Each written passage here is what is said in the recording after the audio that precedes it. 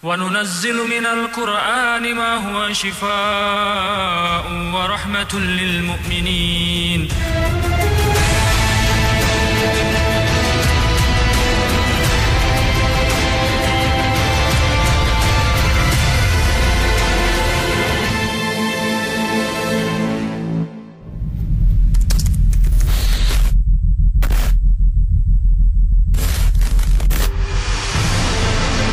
Assalamualaikum warahmatullahi wabarakatuh. Pemirsa Ruqyah yang dicintai Allah Subhanahu wa Ta'ala, di pagi yang cerah ini Ruqyah kembali hadir khusus untuk Anda. Ustadz Muhammad Faizar akan mengobati Arman Suhari. Tepat saja, seperti yang telah ia ceritakan kepada kami, jin telah menguasai dirinya. Jadi pas usia 5 tahun itu saya sering mendengar suara-suara tapi tanpa wujud. Bahkan sering dapat ada suara untuk manggil nama saya tapi ternyata tidak ada. Setelah beberapa waktu kemudian saya sering mimpi kejadian-kejadian yang tanpa saya sadari terjadi setelah beberapa tahun kemudian. Ya, istilahnya kalau lebih dikenal dengan déjà vu. Lagi-lagi, ia membuat saya penasaran. Dia menyebut nama seseorang. Sekar, tolong! Ya, Sekar. Siapakah yang dia maksud?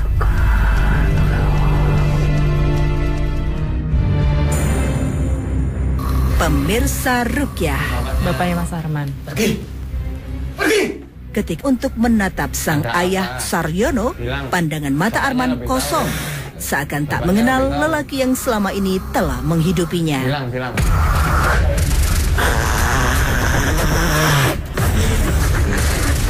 Ngapain kesana sini ke depan? Tiba-tiba saja dia merangkak. Lari sana, lari. Pergerakannya menjadi cepat dan sepertinya sedang mengarah ke suatu tempat. Berdiri. Buka mata.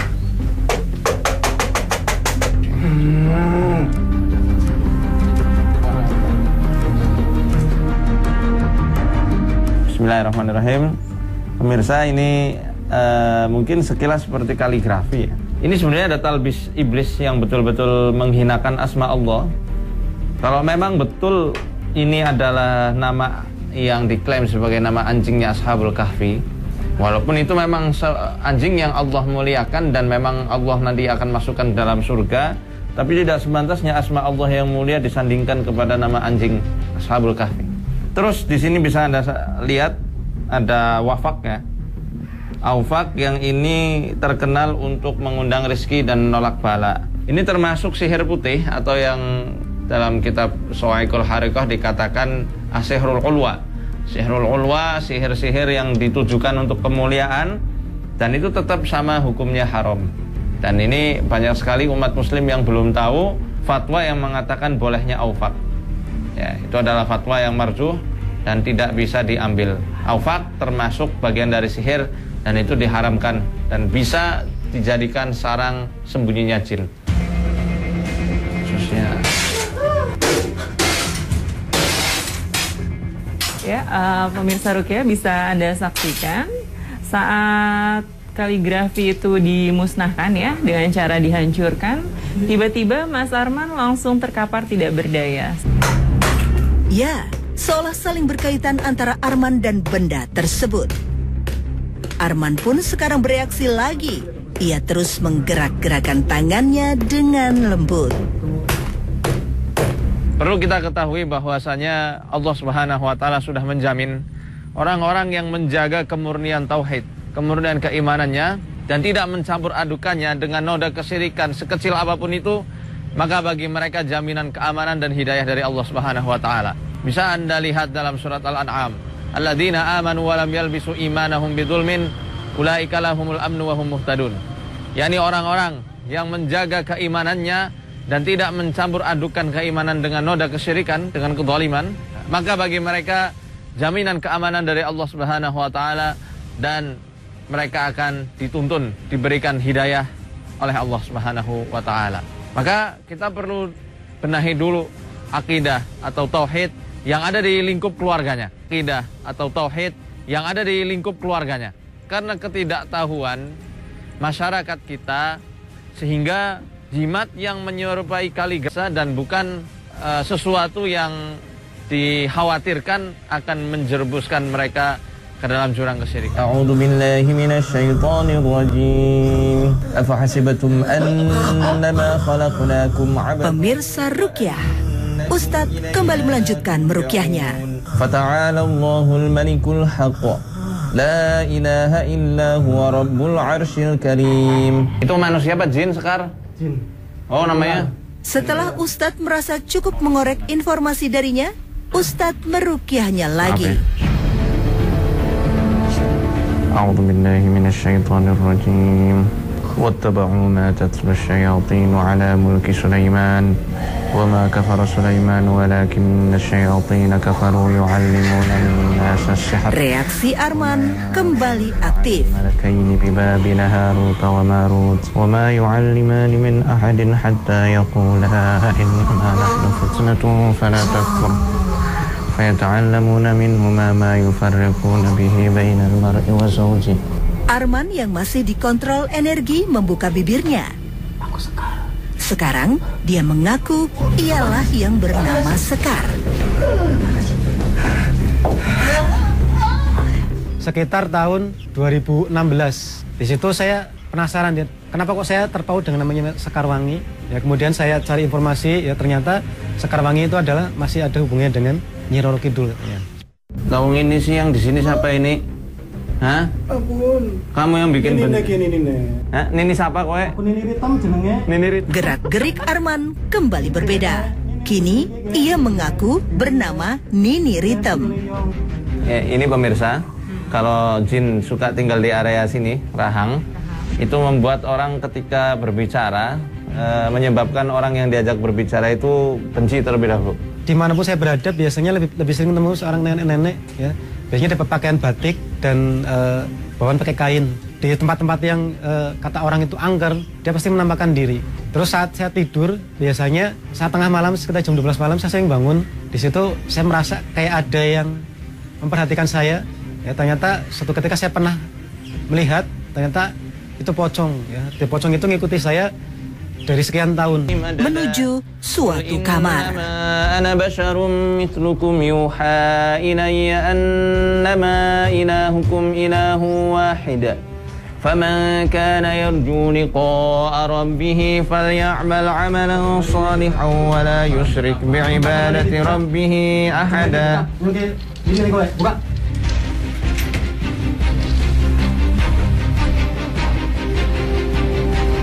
Rupanya ia meraih Al-Quran yang tersimpan di atas lemari.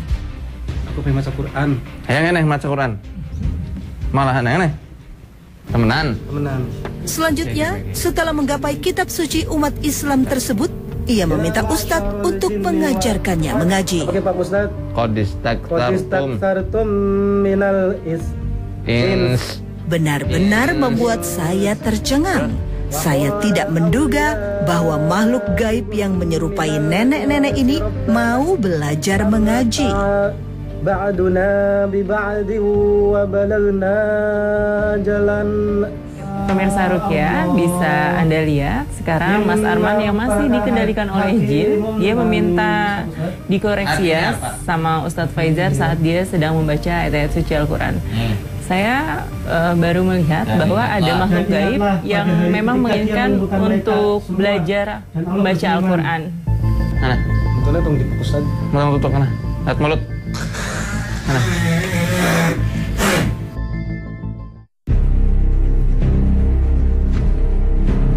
Pemirsa Ruqyah, tahapan selanjutnya, Ustadz menyiapkan air yang telah dicampur dengan bubuk bidara. Ustadz mulai menyiramkan air itu ke atas kepalanya. Ya, Ustadz Faizar, saat memandikan Mas Arman, apakah harus membaca ayat-ayat Al-Quran? Bisa kita baca surat Al-Anfal ayat 11 atau surat Al-Mulk ayat 1 sampai 10.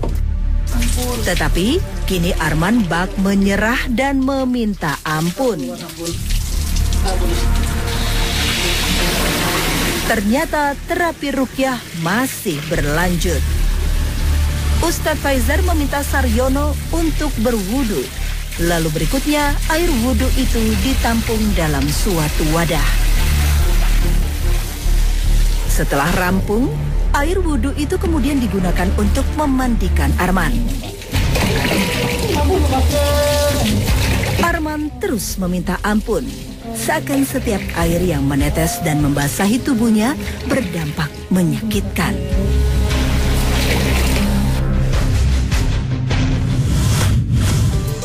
Pemirsa ruqyah, kini kita sampai di tahapan terapi ruqyah yang terakhir untuk Arman.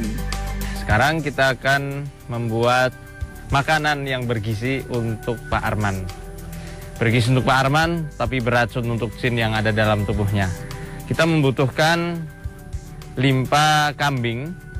Nanti pemirsa di rumah bisa menyediakan 10 potong limpa yang kemudian akan kita rendam dengan menggunakan asam jawa dan garam secukupnya.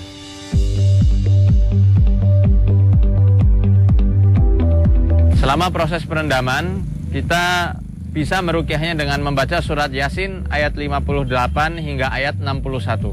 Setelah proses perendaman hingga setengah jam atau sampai 1 jam, limpa kita angkat kemudian kita jemur hingga kering.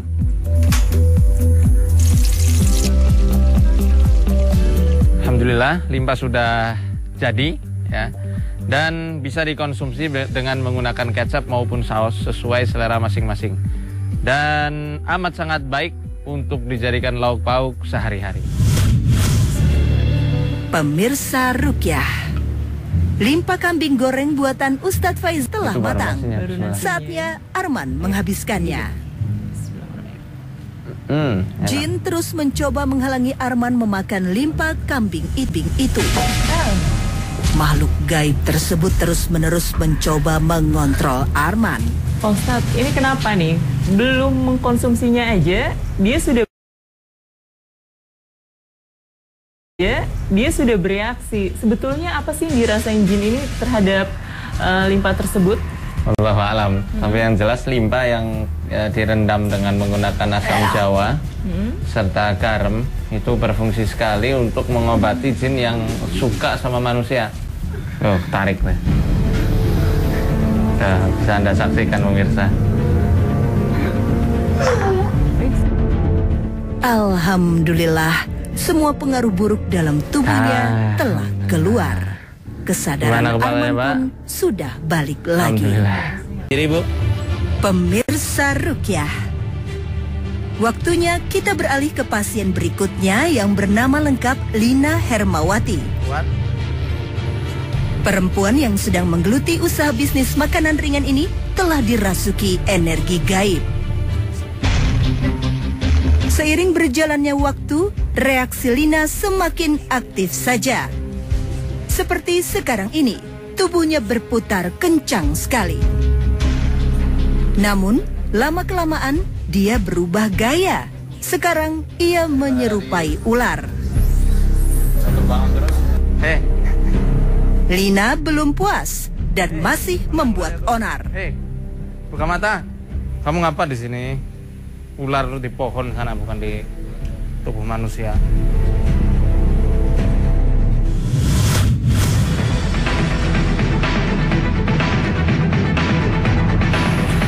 Pemirsa ruqyah, perempuan yang tinggal di Jalan Muhammad Toha Bandung ini mengungkapkan bahwa jin terus-menerus berusaha menguasai dirinya.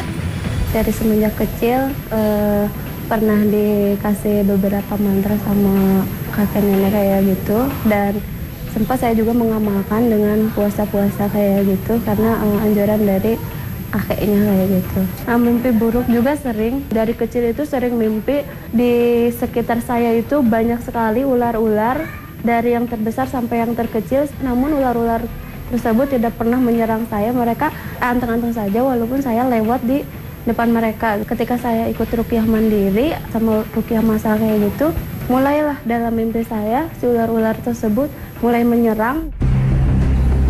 Pemirsa ruqyah, setelah mengantongi banyak informasi mengenai gangguan gaib yang dialami Lina, Ustadz memutuskan untuk meruqyahnya kembali.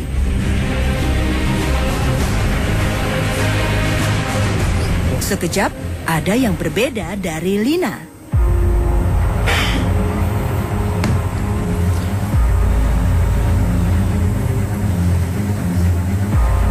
Pemirsa Ruqyah, ini Mbak Lina sudah mulai bereaksi ya. Tubuhnya kalau kita perhatikan itu begitu lentur dan dia pun seperti menari-nari, begitu gemulai. Tapi kalau lebih kita lihatin lagi, dia bergaya layaknya seperti ular, terus meliuk-liuk, baik bentuk tubuhnya ataupun tangannya ya. Ternyata ada beberapa jin jenis ular seperti yang disabdakan Nabi SAW, bahwa asalnya sebagian jenis ular itu ada yang memang penyerupaan dari jenis jin itu sendiri. Nah, itu ternyata beliau pernah mengikuti aliran tenaga dalam yang diniatkan untuk pengobatan. Memang sebagian aliran tenaga dalam yang katanya untuk pengobatan tersebut banyak sekali mengundang jin-jin jenis ular, sehingga reaksi-reaksinya pun seakan-akan seperti ular. Dan biasanya ketika jin itu masuk, sukanya bercokol di area tulang belakang.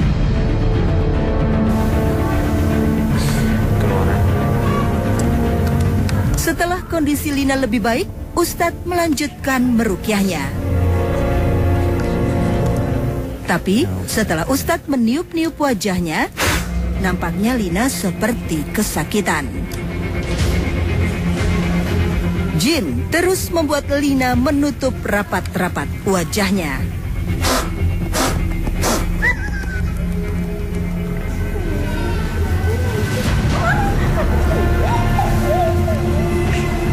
Buka, Mbak. Hirup.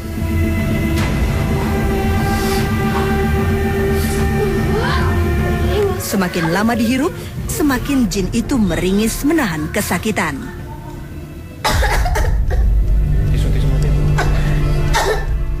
Mulut itu di sini. Tadi aku ada ingusnya. Kayak masanya gak ada ingusan. Minum. Aku tuh suka di sini. Minum. Kamu suka di hidung kenapa? Iya, aku suka di sini. Sebabnya? Enaknya apa? Nyaman. Ya, anak tuh suka gicik gitu. Aku seneng. Kamu yang suka bikin wajahnya dia kayak nenek-nenek. Keluar sana. Ya, kamu tahu. Tahu loh. Kamu pinter banget. Cepet keluar sana. Astagfirullah, ini Ustadz. Nanti tetehnya mau nikah. Betul nggak, Bu? Iya. Ya, kita lagi mau nikah. Ya, aku halangi. Enggak. Ustadznya tahunnya. Bodor. Nggak bakal bisa kamu halangi. Kita bakdi.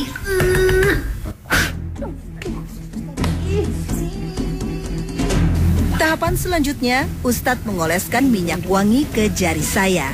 Kemudian Ustadz meminta saya untuk mengusapkan minyak wangi tersebut di sekitar hidung Lina. Biar cantik, biar cantik. Udah cantik. Udah cantik. Kamu mana tahu ya? Enggak. Cantik.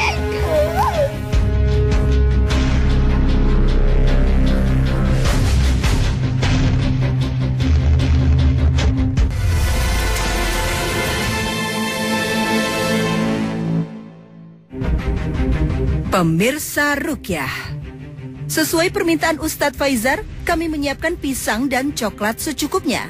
Pemirsa, untuk mendukung proses ruqyah Mbak Lina, kita menggunakan pisang dan coklat karena kedua bahan ini sama-sama mempunyai sifat menenang, ya, khususnya untuk yang sering stres. Cuma kalau coklat jangan terlalu banyak ya. Kalau pisangnya bisa pisang apa aja, Tat? Bagusnya pisang siam. Pisang siam. Anehnya, baru melihat Ustadz mengupas pisang saja, sudah membuat Lina tertawa. Enak. Saya mau kasih makan, bukan ngasih obat. Tidak mau membuang-buang waktu percuma, Ustadz meminta Lina menghabiskannya.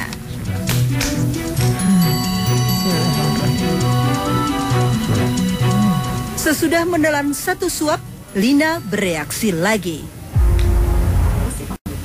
Perhatikan pemirsa Ruqyah, makhluk gaib berusaha terus mengendalikan badan Lina. Dia berusaha ya, tapi sebetulnya ya, ini mereka saling bertolak belakang ya antara Mbak Lina dan jinnya. Mbak Lina sih tetap berusaha untuk memakan atau menghabiskan pisang tersebut, tapi jin itu terus menolak, sehingga ada perlawanan, berusaha untuk menahan ya. Gemas dengan kejahilan jin itu membuat saya turun tangan. Saya pun menyuapinya. Mbak Lina.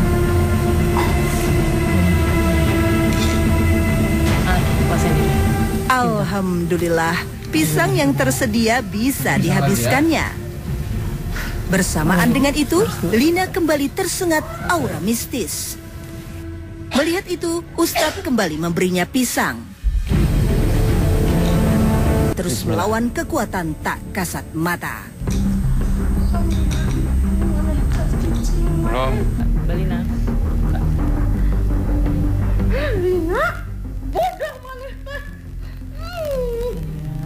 Keluar. Jin mulai merasa kedinginan, menggigil